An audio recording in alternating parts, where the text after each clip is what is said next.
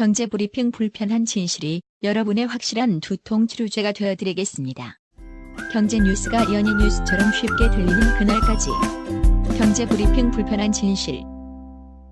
경제 브리핑 불편한 진실 3월 13일 순서 시작하겠습니다. 오늘 제 페이스북 지인 중에 한 분이요, 아주 의미 있는 기사 하나를 저한테 토스를 해주셨어요. 국민일보 기사인데요, 여러분들 한번 들어보세요. 올 겨울 고병원성 AI 있죠? 네. 발생 건수가요, 역대 최대 규모였던 지난해 겨울에 겨우 5% 수준에 불과했대요.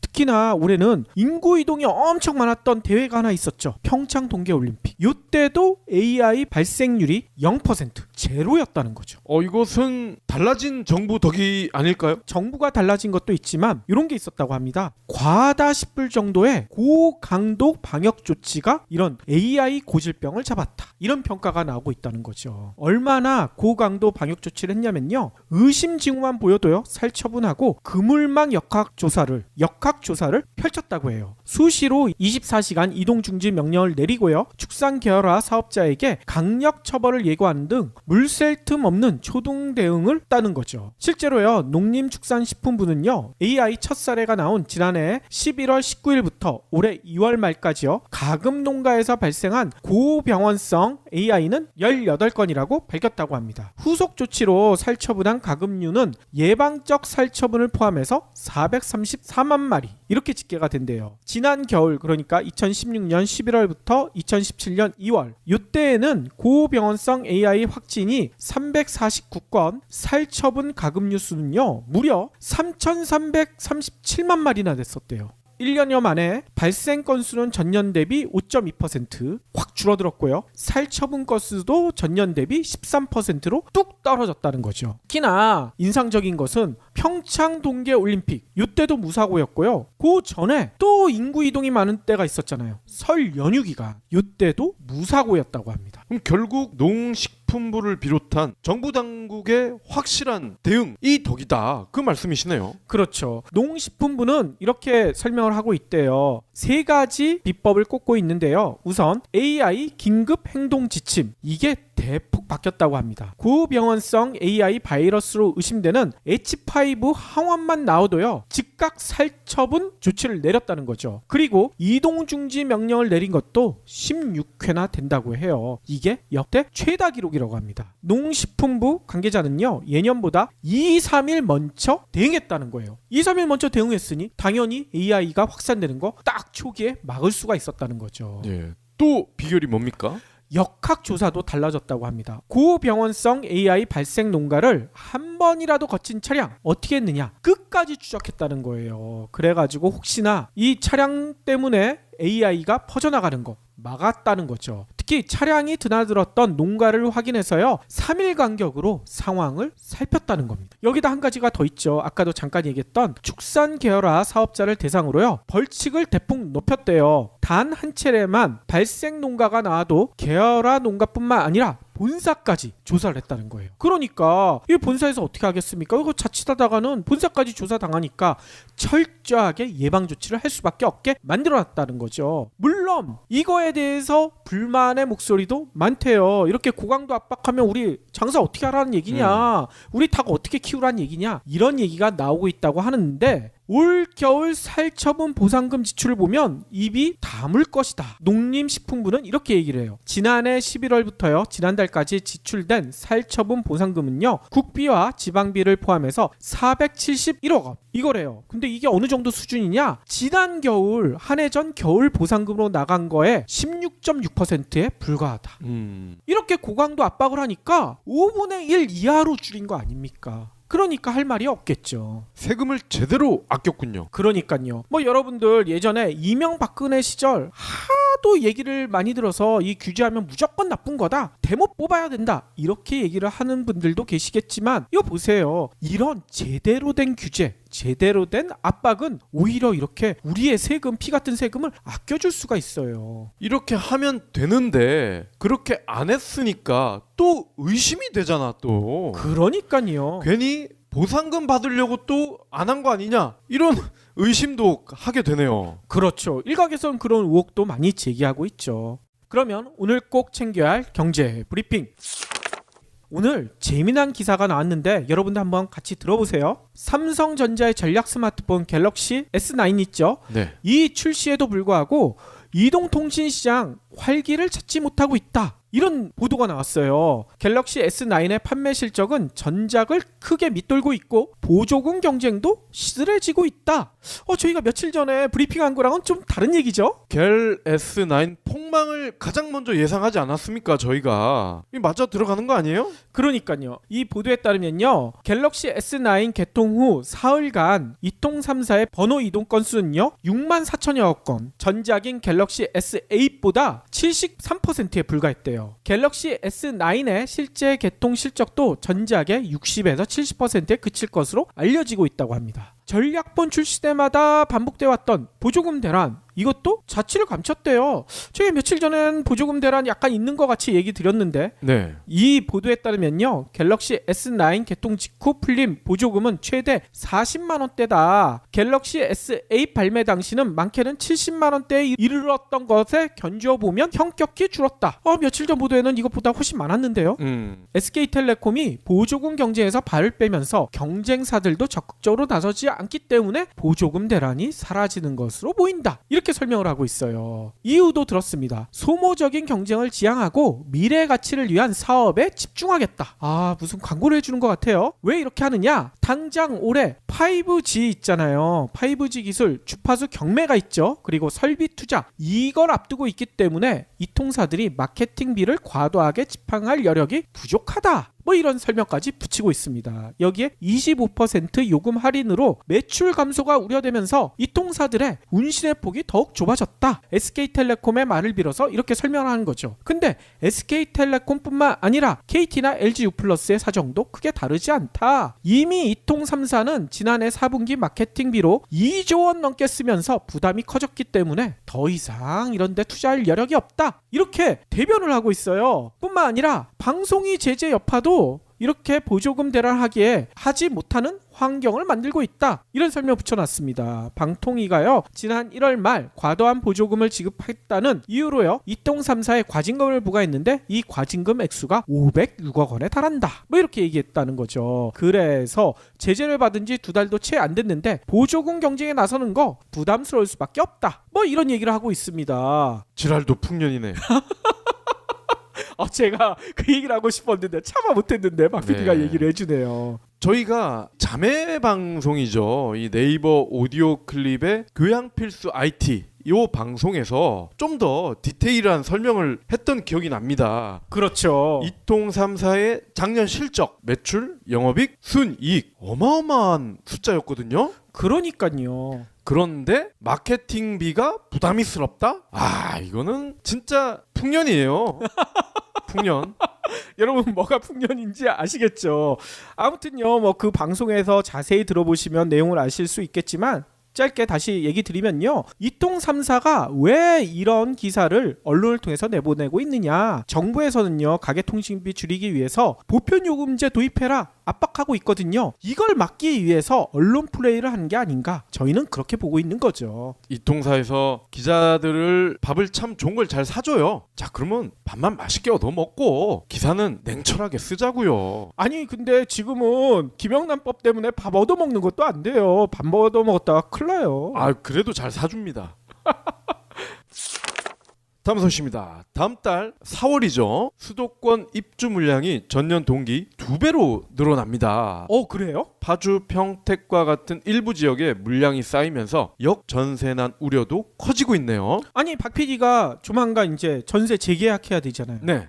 도움이 되겠는데요? 도움이 거의 안 됩니다. 그래요? 저희가 사는 동네는 역전세난이 없어. 아이고.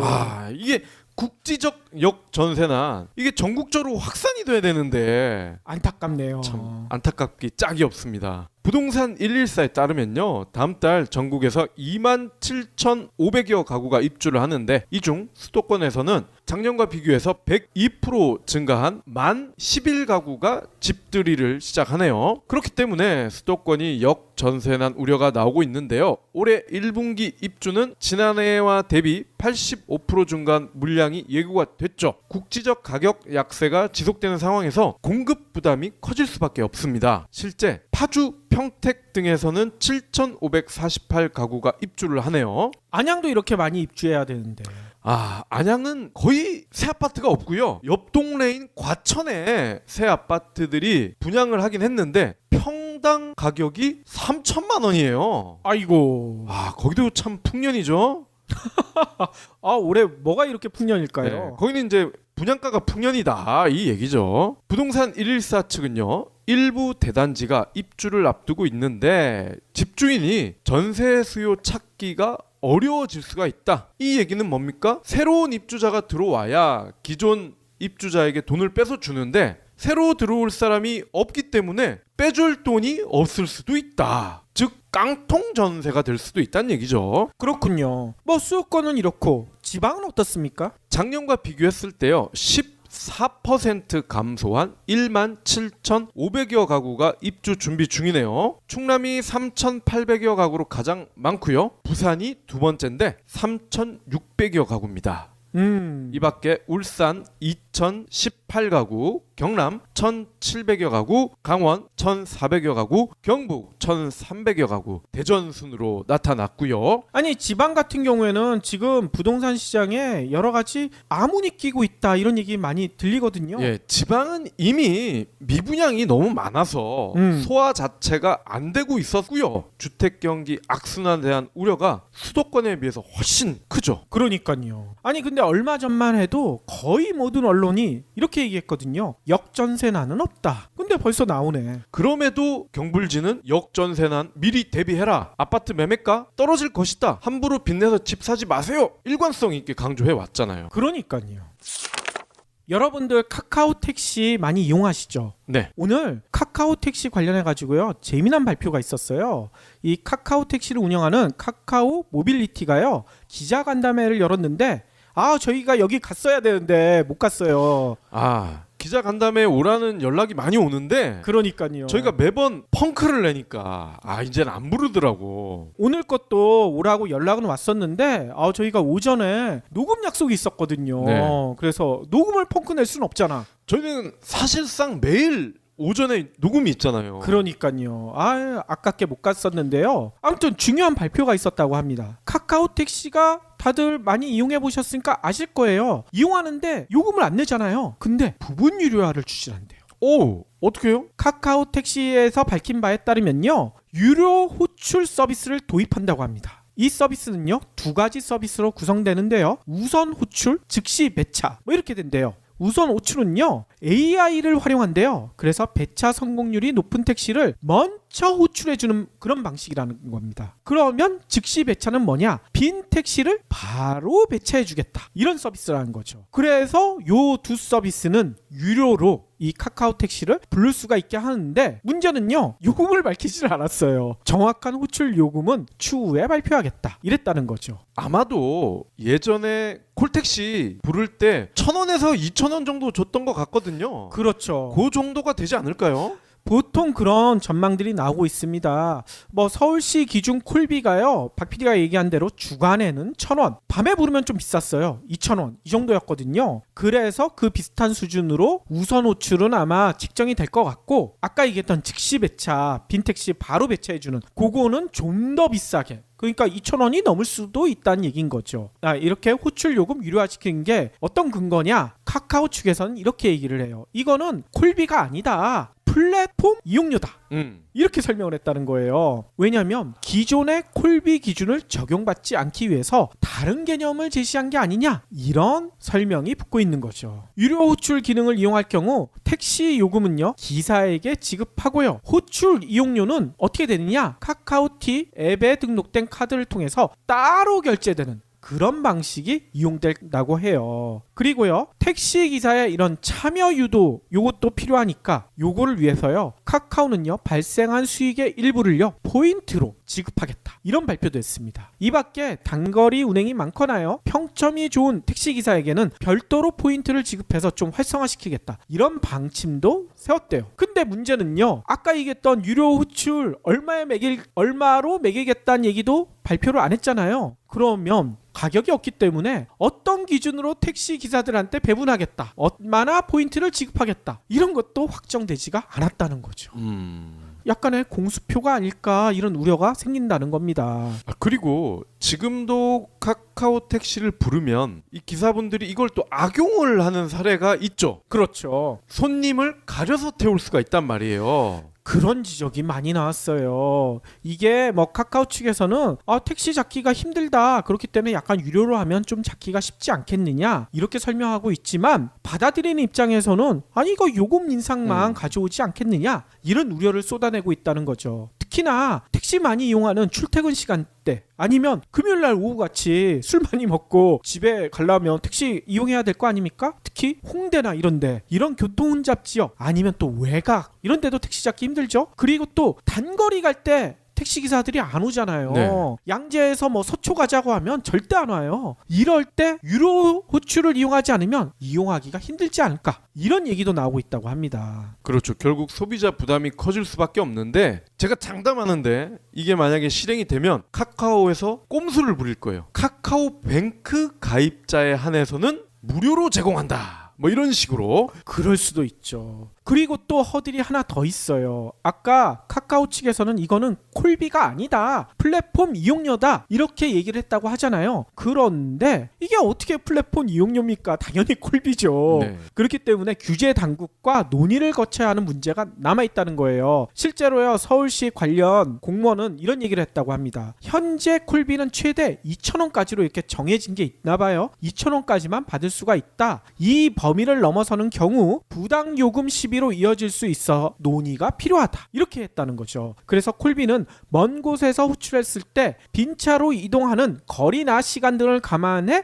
측정하는 것인데 이 같은 허용 범위를 넘어설 경우 시민 부담이 늘어날 수 있기 때문에 돋보기를 대고 자세하게 살펴보겠다. 이렇게 얘기했다는 겁니다. 그렇기 때문에 이 유료화 제도가 제대로 카카오 측에서는 부분 유효라고 하지만 제대로 도입될지는 좀 의문이에요. 카카오가 이 택시와 관련한 비즈니스 모델 굉장히 많이 고민을 했을 텐데 오늘 발표한 내용만 놓고 보면은 그닥 만족스럽진 않은 것 같고요. 그렇죠. 예전에 프리첼인가요? 유료화 모델 도입했다가 쫄딱 망했잖아. 그러니까요. 이렇게 잘 쓰던 거를 일부 소비자에게 유료화로 전환을 할 경우 대체로 선례가 좋지 않았거든요. 그렇죠. 공항에서도 이런 비슷한 서비스를 도입하겠다고 얘기하는 데가 있잖아요. 돈을 많이 내는 1등석이나 이런 사람들은 출입국 심사를 빨리 해주겠다. 네. 이런 거를 도입하려고 했는데 국민들의 반발 때문에 이게 제대로 도입되지 않고 있잖아요. 이 호출 서비스도 그럴 가능성이 매우 많아 보여요. 다시 얘기하고 싶은 거는요. 저희가 선택을 잘한 거죠. 기자간담회 이렇기 때문에 저희가 안 간 거예요. 그래서 적극적으로 오지 말라고 한 것 같아. 그럴 수도 이런 있고요. 질문할까 봐. 그러면요. 오늘의 섹션 시작할 텐데요. 오늘은요. 박 PD가 아주 재미난 걸 준비하셨는데 어떤 겁니까? 예. 가끔은 이제 경불진을 들으면서 힐링도 좀 하고 그렇죠. 다른 생각, 멍 때릴 수 있는 그런 소스를 드리는 것도 나쁘지 않겠다라고 제가 최근에 반신욕을 하면서 멍 때리다 생각을 한 거에 있거든요. 반신욕을 하다. 네, 반신욕을 하면서 마스크팩을 붙이고 멍 때리는 그 순간 정말 행복하거든요.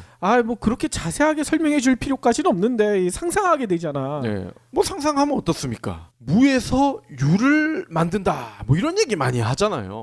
많이 하죠. 근데 사실 이거 우리가 직접 눈으로 확인한 경우는 많지 않죠. 무에서 유를 만든 거 본 적 있으세요? 한 친구가 그러더라고요. 물을 가져다 놓고 거기다 유자를 쓰더라고요. 그래서 무에서 유를 만들었다. 저한테 그렇게 얘기하더라고요. 그거는 너무 저차원적인데. 저는 사실 이 얘기를 어릴 때부터 들어왔지만 대표적인 귀신 씨나라 까먹는 소리다 라고 간주를 해왔거든요. 자, 근데요, 역시 세상에는 안 되는 것도 없고 되는 것도 없는 그게 진리인 모양이에요.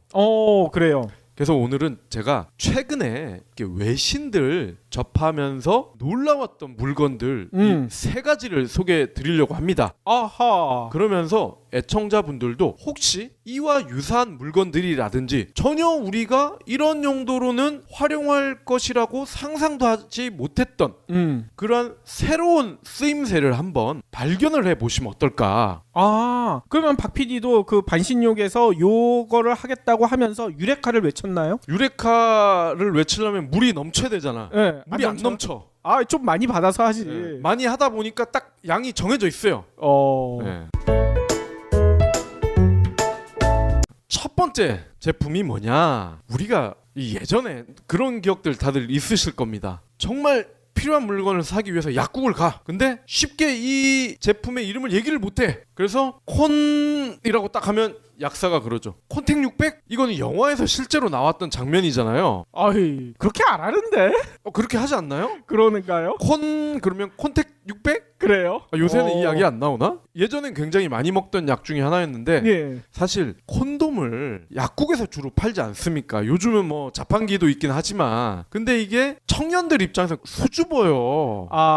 아이, 참고로 예전에 저희 아버지가 약국을 하셨기 때문에 그걸 잘 알아요. 그거는요. 예. 그냥 개인이 소비자가 직접 꺼낼 수 있는데 위치에 딱 놔둡니다. 아 그래요? 그래서 직접 꺼내게. 왜냐하면 얘기를 하기가 힘드니까 가지고 오. 와서 봉지에 담아서 요거 주세요 하면은 딱 약사님이 보고 가격을 계산해 주죠. 그런 약국은 매우 드물어요. 아이, 그런데 많다니까요. 보통 그렇게 회전수가 높은 것들은 오히려 안쪽에 있어요. 그 어허. 약사들이 바로 닿을 수 있는 곳. 왜냐면 이제 도난의 우려가 크기 때문에. 뭐 약국마다 사정은 다르니까요. 그 서대문에 있는 약국은 아주 네. 그 소비자 친화적인 약국이었네요. 네, 훌륭한 약국이었죠. 예. 이런 물건과 비슷한 게 여성 입장에서는 임신 진단용 키트라는 거예요. 여자분들이 이거 달라고 얘기를 못 하나요?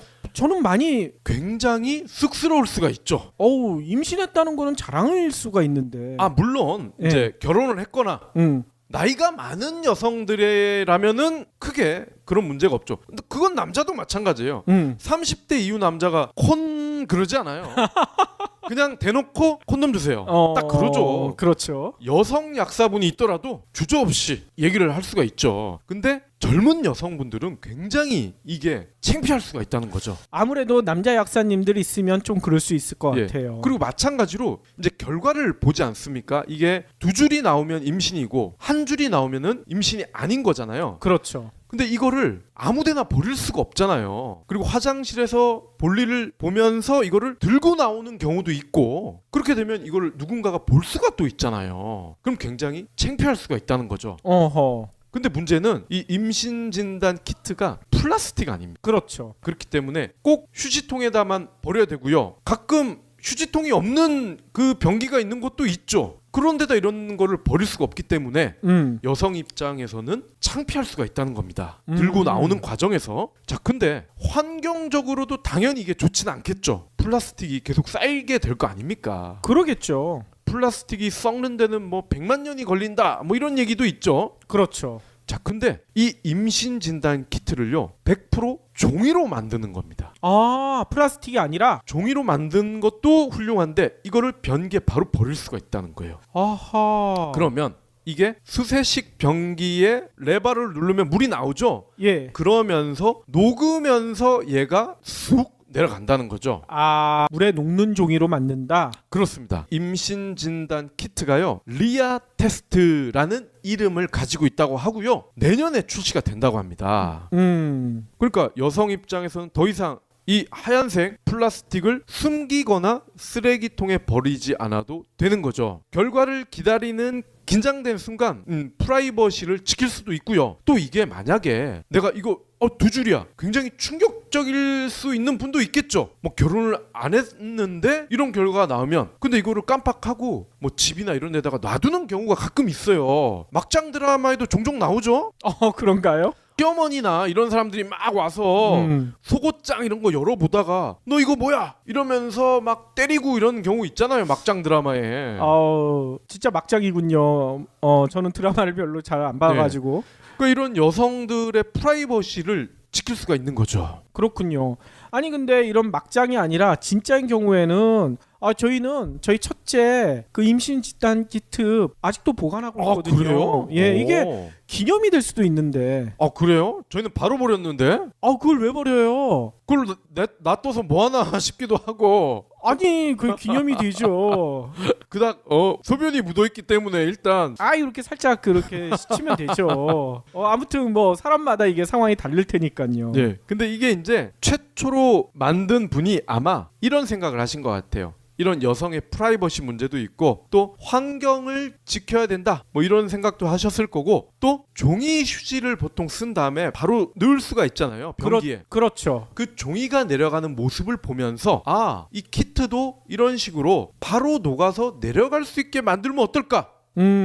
응가만 하는 분이 대부분인데 이분은 응가를 하면서 이렇게 아주 생산적인 생각도 하신 거예요. 원래 화장실에서 생산적인 생각이 나와요. 예. 남자분들 대부분 응가하면서 핸드폰 게임 많이 하잖아요. 그 게임 백날 해도 생산적인 생각 거의 안 나옵니다. 이 제품을 만든 회사 이름이요, 리아 다이어그노스틱스라는 곳인데요. 여기에 벌써 웹사이트가 있더라고요. 여기 웹사이트에 들어가 보면요, 미국 기준으로요 임신 진단 키트 이 폐기물 해마다 900톤에 가깝다고 합니다. 와, 상당히 많네요. 이게 다 플라스틱 아니겠습니까? 그만큼 이 제품을 쓰면요, 이 플라스틱 폐기물 막을 수가 있고요, 환경 오염을 피할 수가 있겠죠. 거기다가 종이로 만들면 아무래도 좀 성능이 떨어지지 않을까 이렇게 생각하실 수도 있을 겁니다. 자, 근데요, 생리가 없는 첫날 99%의 정확성을 자랑한다고 합니다. 뭐 거의 100%란 얘기군요. 예, 땅 속에 놔둬도요 3개월 만에 98% 이상이 분해가 됩니다. 아하. 유통기한도요 18개월에 달하기 때문에 뭐 재고 부담도 없고요.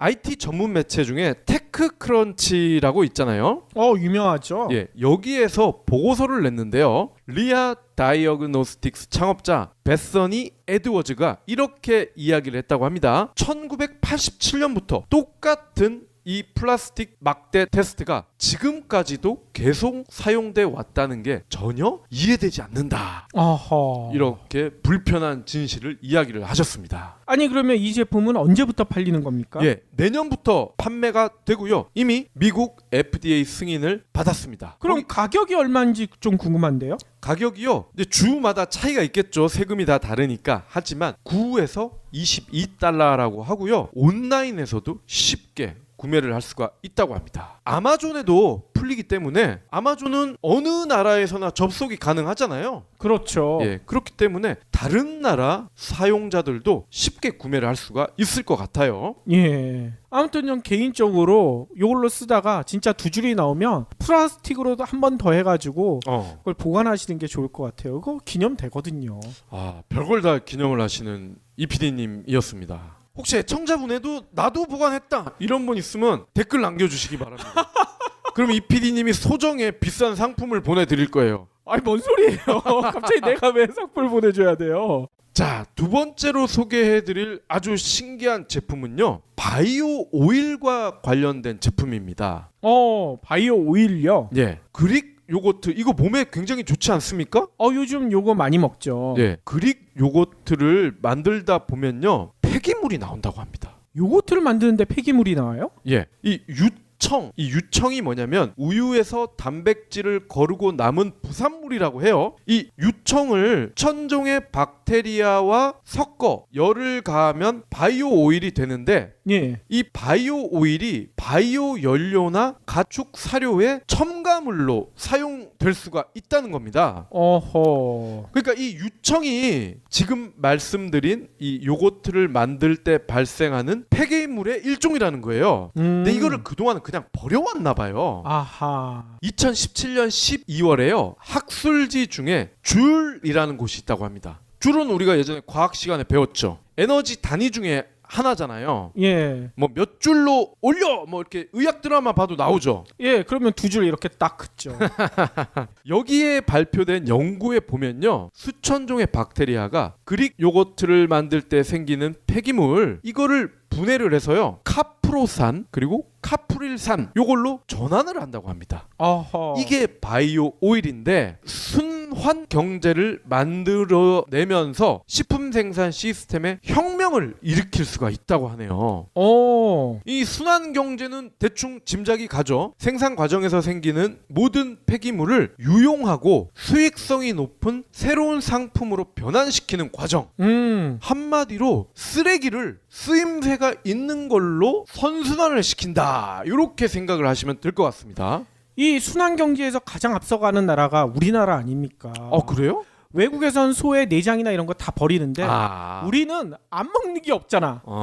다 먹죠. 그건 그렇죠. 순환 경제에 가장 앞서가는 나라라니까요. 그렇군요. 미국 코넬대 그리고 독일의 튜빙겐대 여기에서요 환경공학 미생물학 교수인 라스 앙게넨트라는 분이요 이렇게 설명을 하시네요. 농업시장이 아주 큰 탄소 발자국을 남기고 있다. 유청을 연료나 동물 사료로 만드는 것은 지속 가능한 사회에 필요한 폐쇄 사이클의 중요한 사례다. 물론 연료 시장의 가격은 낮아지겠지만 수요는 사실상 끝이 없다.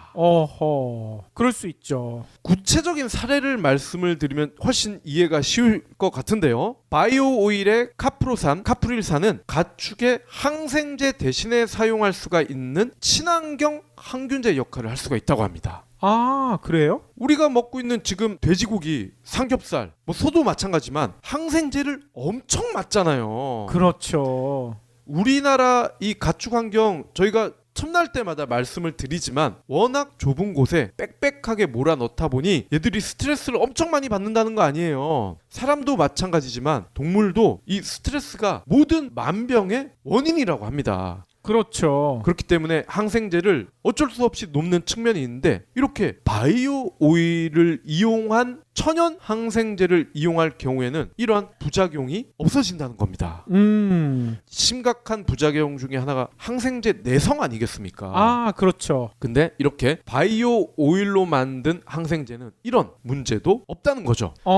그러면 이 바이오 오일이 연료로도 사용될 수가 있는 거죠? 그렇습니다. 오일이다 보니까 원래 전통적인 바이오 오일이 있긴 있죠. 그렇죠. 옥수수에서 나온 기름을 실제로 차에다 넣고 있는 경우가 있긴 있잖아요. 그렇죠. 해바라기도 마찬가지고요. 네, 아직까지 극소수긴 하지만 이들은 바이오 오일의 1세대라고 할 수가 있겠죠. 추가 가공을 하면요 탄소 분자 사슬을 더 크게 만들 수가 있는데 이때 파이프라인, 정유시설, 저장, 유통 시스템 이런 현재 석유 인프라를 그대로 사용할 수가 있는 바이오 연료가 된다고 합니다.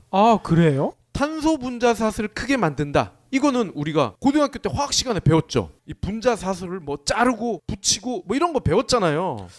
그때 졸아가지고요. 그때 선생님이 얘기하잖아요. 여러분이 쓰는 그 연필에 들어간 흑심 그것과 다이아몬드 이거는 거의 똑같은 성분이다. 그렇죠. 탄소 아닙니까? 탄소. 하지만 이 분자 사슬 구조가 미미하게 다르다는 이유로 너네들이 쓰는 흑심은 가치가 거의 없지만 다이아몬드는 부르는 게 값이다. 이런 얘기 하시잖아요. 그렇죠. 그러면서 괜히 흑심 품지 말아라 이런 아재 개그도 하시고. 분자 구조만 살짝 바꿔주면 이렇게 가치가 높은 바이오 연료로도 쓸 수가 있다는 겁니다. 거기다가요 이게 연비가 좋대요. 그러니까 전통적인 석유 계열의 연료보다 연비가 좋아서 항공기 값도 내려갈 수가 있다고 해요. 그래요? 그럼 우리 제나님 같은 분들은 굉장히 좋겠죠. 여행 자주 하시는 분들은 이러한 과정을 위한 기술이 지금도 존재하지만 여전히 관건은 실용화 아니겠습니까? 그렇죠. 대중화. 그렇기 때문에 아직은 여전히 작업이 많이 필요하다. 이렇게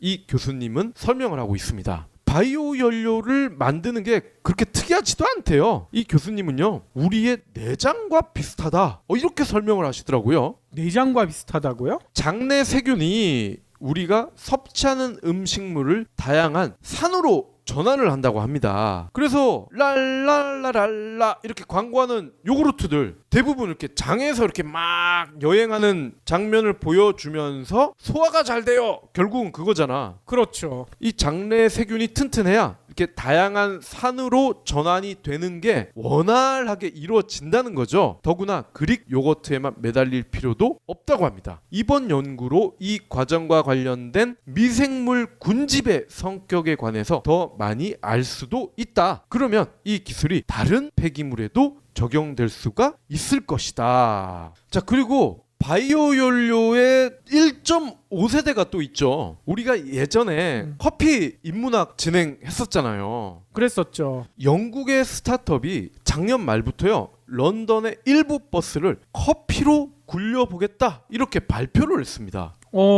이 프로젝트를 추진하는 회사 이름이요, 바이오빈이라는 곳인데요. 커피박, 우리가 스타벅스 이런 데 가도 커피 추출하고 남은 찌꺼기 있잖아요. 이거 공짜로 주는 곳이 있죠. 이걸 커피박이라고 하는데, 여기에서요 약 6,000톤의 기름을 추출을 해서 런던 버스의 연료 탱크를 채운다는 겁니다. 그래요? 이 스타트업은 4년 전부터 런던 커피숍에서 나오는 커피박에서 기름을 추출해 왔다고 합니다. 이 프로젝트는요, 석유 가스 업체인 로열 더치셀이 자금과 기술을 후원하고 있어요. 이 로열 더치셀이 몇 년 전만 해도 애플보다 더 매출이 높았던 기업 아닙니까? 그렇죠. 바이오빈에 따르면 버스 한 대를 1년 동안 굴리기에 충분한 양의 커피 오일을 생산했습니다. 커피박에서 기름을 짜낸 뒤에 디젤과 혼합해서 연료를 만들었다는 겁니다. 완성품은 디젤 80%, 바이오 연료 20%로 이렇게 구성을 했다고 해요. 아니, 이거는 박 PD가 사업을 해도 될 것 같은데요? 박이잖아요. 커피박. 커피박? 저 커피를 얼마 전에 끊었기 때문에 앞으로는 주스박으로 불러주세요. 커피숍에서 버려지는 커피박을요, 바이오빈의 공장으로 보냅니다. 그럼 거기서 추출된 커피 기름이 영국 최대 바이오 연료 생산업체인 아전트 에너지로 또 간다고 합니다. 이 바이오빈은 전통 연료를 커피 연료로 대체하면요, 버스의 탄소 배출을 15%까지 줄일 수 있다고 설명을 합니다. 개조나 추가 지출 이런 것도 없대요. 커피 연료는 잠재적으로 자동차, 트럭 같은 다른 차량에도 사용할 수가 있다고 합니다. 이게 진짜 많이 늘어나게 되면, 예전에 저희가 그런 장난 많이 했잖아요. 매연 나오는 거 막 쫓아다녔잖아요. 네. 어렸을 때. 이런 커피박으로 돌아가는 버스는 뒤에서 쫓아다녀도 될 것 같아요. 커피 냄새 날 거 아니에요. 그와 관련된 아이템이 바로 세 번째 상품입니다. 그렇군요.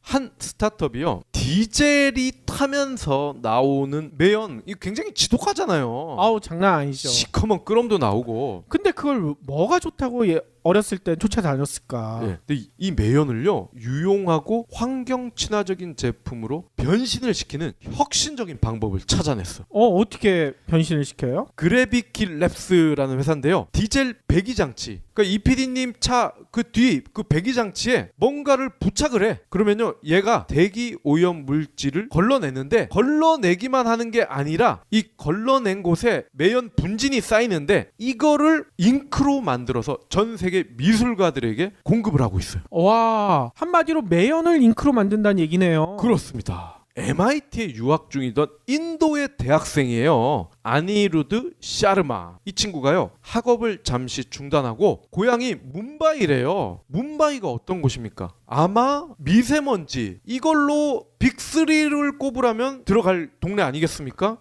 얼마 전 발표에서는 여기가 1위였어요. 1등이었어요? 그새 두 계단 올랐군요. 샤르마가요, 뭄바이에서 지내던 중에 지 옷이 갈수록 더러워지는 것을 발견을 한 거야. 이상하다. 내가 아이들처럼 흙장난을 한 것도 아니고 불장난을 한 것도 아닌데 왜 내 옷이 점점 더러워질까? 이게 대기오염, 즉 매연에서 나온 이 검정 입자, 매연 분진 같은 미세먼지 때문이구나. 이거를 뒤늦게 알게 됐다는 거예요. 미관도 미관이지만 국민 건강에 심각하겠다. 이러다 우리 인도 사람 다 폐병 걸려 죽겠다. 이렇게 생각을 했다는 거죠. 이 매연 분진이요, 보통 화석 연료를 태울 때 발생하는 지름 약 2.5 마이크로미터. 이 마이크로미터는 100만 분의 1미터죠. 이 이하의 검정 탄소 입자로 이루어지는데, 심한 미세먼지에 만성적으로 노출이 되면 허파, 손상이 되죠. 그리고 암이 생길 수가 있습니다. 2013년 조사에서 대기 오염으로 인해 매년 약 550만 명이 조기 사망을 하는 것으로 추산이 됐대요. 이렇게 많이요? 제가 이렇게 속이 안 좋은 것도 미세먼지 탓인 것 같기도 해요. 세계 2위 인구 대국인 인도에서 특히 이 문제는 심각하다는 겁니다. 지난 수년간 인도에서만 110만에서 140만 명의 조기 사망자가 나왔는데 대부분이 대기오염이 관련이 됐다는 겁니다. 아하. 샤르마는요, 대기오염 때문에 초등학교가 문을 닫고 있다. 이건 재앙이다. 사회적으로 큰 영향을 미칠 수 있는 신기술을 개발하고 싶었다. 그래서 우리나라로 돌아왔다. 이 정도 되면 거의 잔다르크급 아니에요? 그렇죠. 그 뒤에 샤르마가요, 그래비키 랩스라는 회사를 만들었고 그 문제를 완화하고자 이 잉크를 만들어내는 마법과 같은 장치를 만든 겁니다. 그래비키 랩스는 차량과 디젤 발전기의 배기 장치에 장착할 수 있는 칼링크라는 원통형 기기를 개발을 했습니다. 얘가 바로 그 마법이라는 거예요. 특수 필터를 이용을 해서 매연 분진의 85에서 95%를 흡수를 해서 일단 이 분진을 가둬둡니다. 이 원통형 기기에. 그럼 칼링크를 15에서 20일 정도 사용한 뒤에 필터를 꺼내면요, 이거를 꺼내가지고 그래비키 랩스에 보내줍니다. 소비자가요. 그러면 이 회사 직원이 이거를 다시 잉크로 가공 처리를 하는 거죠.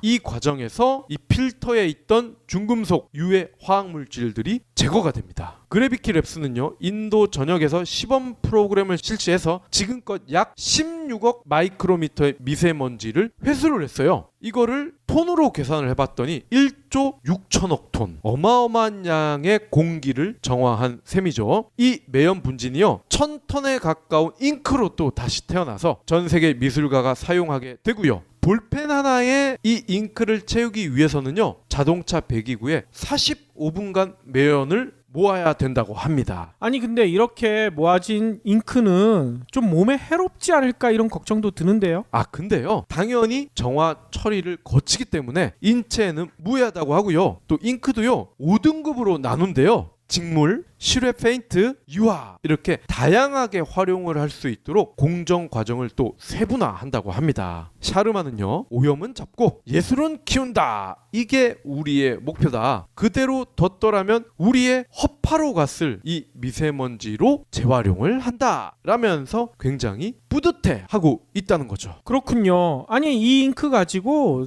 전 세계의 대기 오염을 고발하는 그런 그림을 그리면 더 의미가 있을 것 같아요.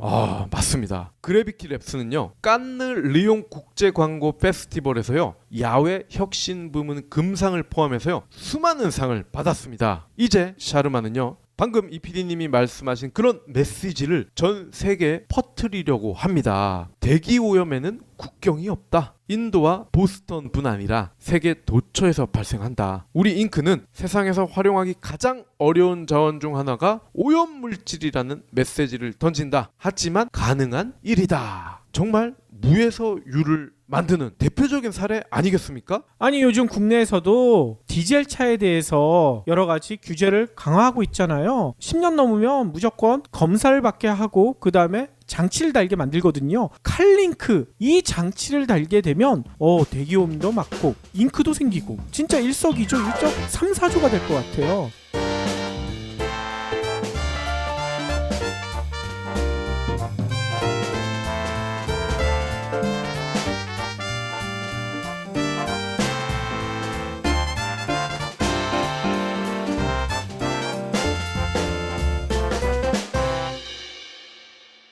경제브리핑 불편한 진실 완수해주셔서 감사합니다. 하트 2첩, 댓글 남기기, 계좌 후원 등 다양한 방법으로 힘을 보태주세요. 계좌 정보는 경제브리핑 팟빵 공지 코너에 있습니다. 여러분의 응원, 콘텐츠로 보답하겠습니다. S8보다 73%에 불과했대요. 갤럭시 S9의 실제 개통 실적도 전작의 60에서 70%에 그칠 것으로 알려지고 있다고 합니다. 전략본 출시 때마다 반복돼 왔던 보조금 대란, 이것도 자취를 감췄대요. 저희 며칠 전엔 보조금 대란 약간 있는 것 같이 얘기 드렸는데 네. 이 보도에 따르면요, 갤럭시 S9 개통 직후 풀린 보조금은 최대 40만 원대다. 갤럭시 S8 발매 당시는 많게는 70만 원대에 이르렀던 것에 견주어보면 현격히 줄었다. 며칠 전 보도에는 이것보다 훨씬 많았는데요. SK텔레콤이 보조금 경쟁에서 발을 빼면서 경쟁사들도 적극적으로 나서지 않기 때문에 보조금 대란이 사라지는 것으로 보인다. 이렇게 설명을 하고 있어요. 이유도 들었습니다. 소모적인 경쟁을 지향하고 미래 가치를 위한 사업에 집중하겠다. 무슨 광고를 해주는 것 같아요. 왜 이렇게 하느냐? 당장 올해 5G 있잖아요. 5G 기술 주파수 경매가 있죠. 그리고 설비 투자 이걸 앞두고 있기 때문에 이 통사들이 마케팅비를 과도하게 지팡할 여력이 부족하다. 이런 설명까지 붙이고 있습니다. 여기에 25% 요금 할인으로 매출 감소가 우려되면서 이 통사들의 운신의 폭이 더욱 좁아졌다. SK텔레콤의 말을 빌어서 이렇게 설명하는 거죠. 근데 SK텔레콤뿐만 아니라 KT나 LG유플러스의 사정도 크게 다르지 않다. 이미 이통 3사는 지난해 4분기 마케팅비로 2조 원 넘게 쓰면서 부담이 커졌기 때문에 더 이상 이런 데 투자할 여력이 없다. 이렇게 대변을 하고 있어요. 뿐만 아니라 방송이 제재 여파도 이렇게 보조금 대란하기에 하지 못하는 환경을 만들고 있다. 이런 설명 붙여놨습니다. 방통위가요. 지난 1월 말 과도한 보조금을 지급했다는 이유로요. 이통 3사에 과징금을 부과했는데 이 과징금 액수가 506억 원에 달한다. 이렇게 얘기했다는 거죠. 그래서 제재를 받은 지 2달도 채 안 됐는데 보조금 경쟁에 나서는 거 부담스러울 수밖에 없다. 이런 얘기를 하고 있습니다. 지랄도 풍년이네. 제가 그 얘기를 하고 싶었는데 참아 못했는데 박 PD가 네. 얘기를 해주네요. 저희가 자매 방송이죠. 이 네이버 오디오 클립의 교양 필수 IT 이 방송에서 좀 더 디테일한 설명을 했던 기억이 납니다. 그렇죠. 이통 3사의 작년 실적, 매출, 영업이익, 순이익 어마어마한 숫자였거든요. 그러니까요. 그런데 마케팅비가 부담스럽다? 이거는 진짜 풍년이에요. 풍년. 여러분 뭐가 풍년인지 아시겠죠? 아무튼요. 그 방송에서 자세히 들어보시면 내용을 아실 수 있겠지만 짧게 다시 얘기 드리면요. 이통 3사가 왜 이런 기사를 언론을 통해서 내보내고 있느냐. 정부에서는요. 가계통신비 줄이기 위해서 경제브리핑 불편한 진실이 여러분의 확실한 두통 치료제가 되어드리겠습니다. 경제 뉴스가 연예 뉴스처럼 쉽게 들리는 그날까지. 경제브리핑 불편한 진실. 경제브리핑 불편한 진실 3월 13일 순서 시작하겠습니다. 오늘 제 페이스북 지인 중에 한 분이요. 아주 의미 있는 기사 하나를 저한테 토스를 해주셨어요. 국민일보 기사인데요. 여러분들 한번 들어보세요. 올 겨울 고병원성 AI 있죠? 네. 발생 건수가요. 역대 최대 규모였던 지난해 겨울에 겨우 5% 수준에 불과했대요. 특히나 올해는 인구 이동이 엄청 많았던 대회가 하나 있었죠. 평창 동계올림픽. 이때도 AI 발생률이 0%, 제로였다는 거죠. 이것은 달라진 정부 덕이 아닐까요? 정부가 달라진 것도 있지만 이런 게 있었다고 합니다. 과하다 싶을 정도의 고강도 방역 조치가 이런 AI 고질병을 잡았다. 이런 평가가 나오고 있다는 거죠. 얼마나 고강도 방역 조치를 했냐면요. 의심 징후만 보여도요. 살처분하고 그물망 역학 조사를 펼쳤다고 해요. 수시로 24시간 이동 중지 명령을 내리고요. 축산 계열화 사업자에게 강력 처벌을 예고하는 등 물샐 틈 없는 초동 대응을 따는 거죠. 실제로요. 농림축산식품부는요. AI 첫 사례가 나온 지난해 11월 19일부터 올해 2월 말까지요. 가금 농가에서 발생한 고병원성 AI는 18건이라고 밝혔다고 합니다. 후속 조치로 살처분한 가금류는 예방적 살처분을 포함해서 434만 마리 이렇게 집계가 된대요. 지난 겨울 그러니까 2016년 11월부터 2017년 2월 이때에는 고병원성 AI 확진이 349건, 살처분 가금류 수는요 무려 3,337만 마리나 됐었대요.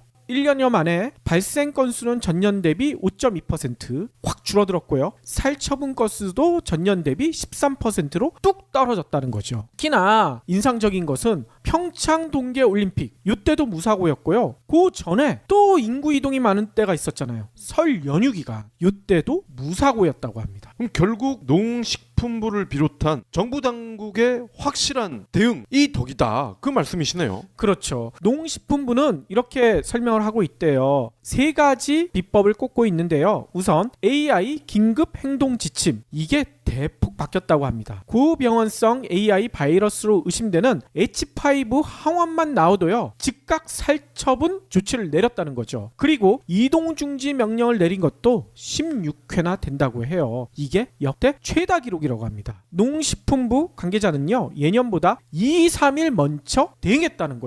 아무니 끼고 있다 이런 얘기 많이 들리거든요. 예, 지방은 이미 미분양이 너무 많아서 소화 자체가 안 되고 있었고요. 주택 경기 악순환에 대한 우려가 수도권에 비해서 훨씬 크죠. 그러니까요. 아니 근데 얼마 전만 해도 거의 모든 언론이 이렇게 얘기했거든요. 역전세난은 없다. 근데 벌써 나오네. 그럼에도 경불지는 역전세난 미리 대비해라. 아파트 매매가 떨어질 것이다. 함부로 빚내서 집 사지 마세요. 일관성 있게 강조해 왔잖아요. 그러니까요.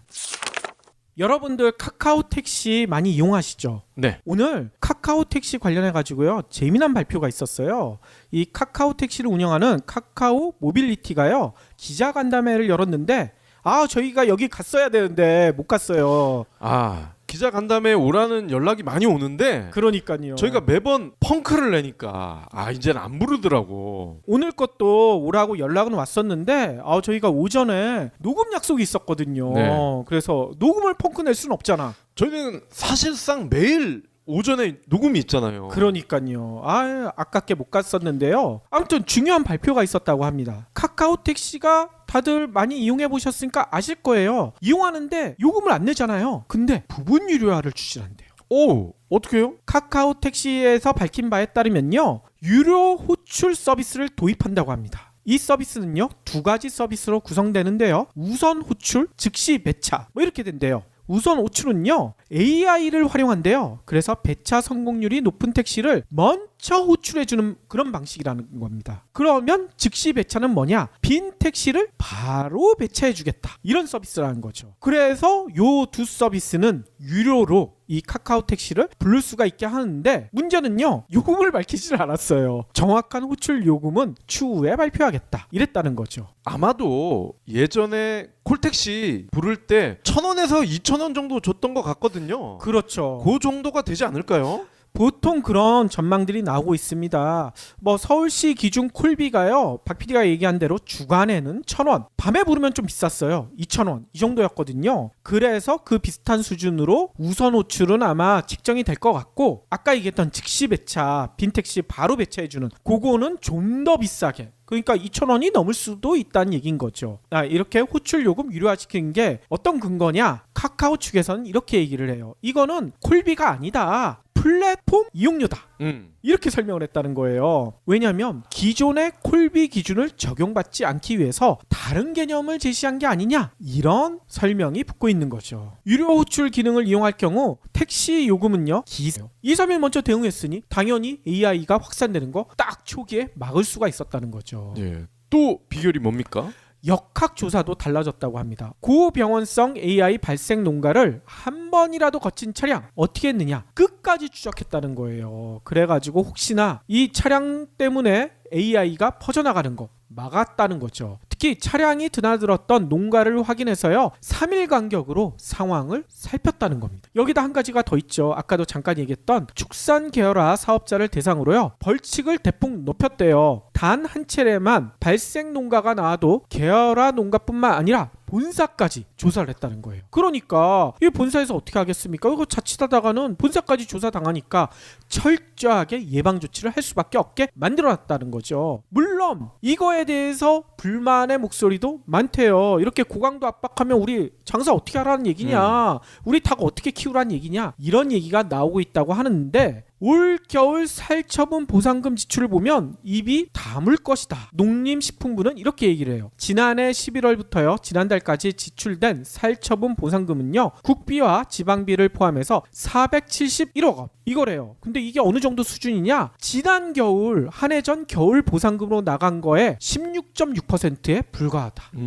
이렇게 고강도 압박을 하니까 5분의 1 이하로 줄인 거 아닙니까? 그러니까 할 말이 없겠죠. 세금을 제대로 아꼈군요. 그러니까요. 여러분들 예전에 이명박근혜 시절 하도 얘기를 많이 들어서 이 규제하면 무조건 나쁜 거다, 대못 뽑아야 된다, 이렇게 얘기를 하는 분들도 계시겠지만 이거 보세요. 이런 제대로 된 규제, 제대로 된 압박은 오히려 이렇게 우리의 세금, 피 같은 세금을 아껴줄 수가 있어요. 이렇게 하면 되는데 그렇게 안 했으니까 또 의심이 되잖아 또. 그러니까요. 괜히 보상금 받으려고 또 안 한 거 아니냐 이런 의심도 하게 되네요. 그렇죠. 일각에선 그런 의혹도 많이 제기하고 있죠.